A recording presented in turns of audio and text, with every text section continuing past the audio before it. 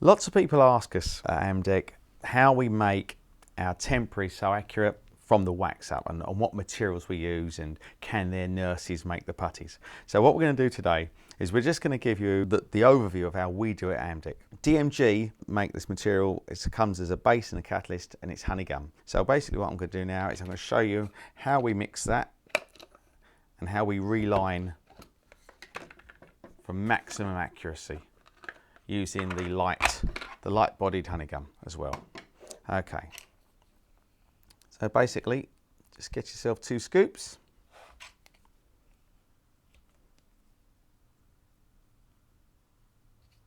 Like that.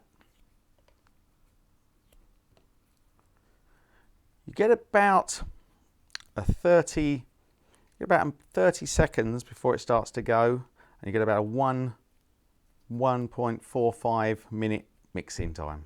So you mix it up so you get a really nice consistency. It's thoroughly mixed, literally like that. Bleed it a little bit, and literally you want to force the light straight in between the teeth.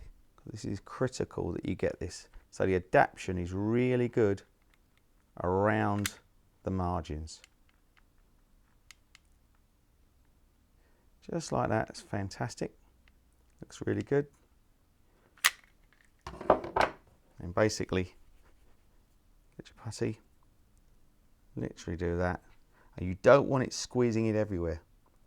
You want it thick enough so it doesn't deform.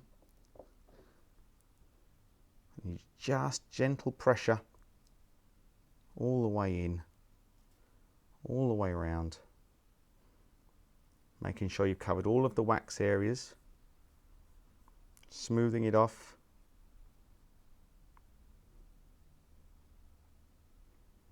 Doesn't matter that light bodies come out the bottom, because we're going to be trimming it up anyway.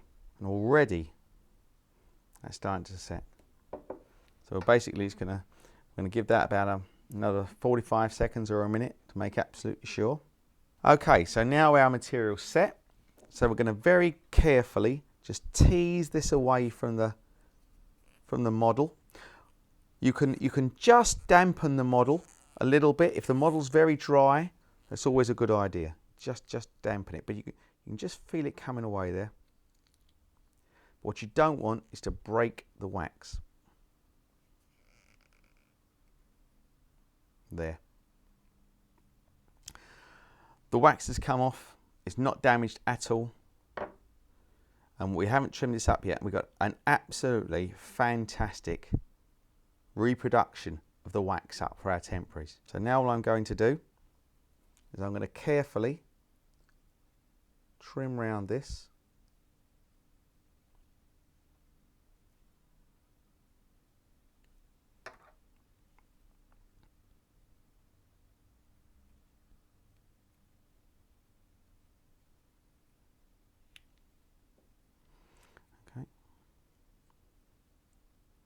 Okay, what you've got to bear in mind is that the dentist has got to get this in the patient's mouth. This is a very accurate impression, so you do not need tons and tons of excess. Some people like to actually literally trim it almost to the margin. I don't think that's necessary. I actually quite like to have a little bit of extra pressure at the margin, which gives me a more accurate temporary. Some people cut it away because the materials they use aren't as accurate as this.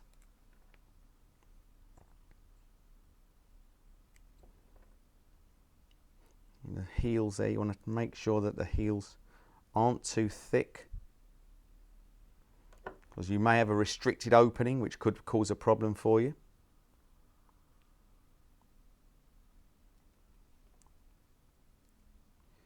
Again, you know, if the patients are sensitive to gagging.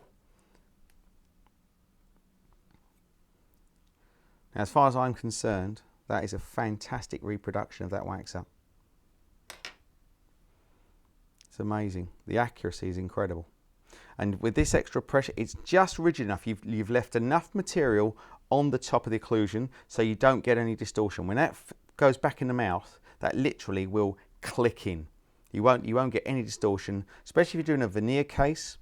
We do many of these so that we'll only be doing labial veneers. So effectively, the occlusion or the palatal aspects of these teeth lock into the teeth. It's so accurate that when the dentist he does his spot etch and bond, he's taken his impression, he does his spot etch and bond, he removes this from the mouth after using Luxatemp. Literally all he will have to do, he will not have to touch these temporaries. All he has to do is literally go around with a mosquito burr and just tidy up the edges. Literally, that is it. Make sure they're free of the gingiva. Then those temporaries are done. And that is as simple as that. It's fantastic material.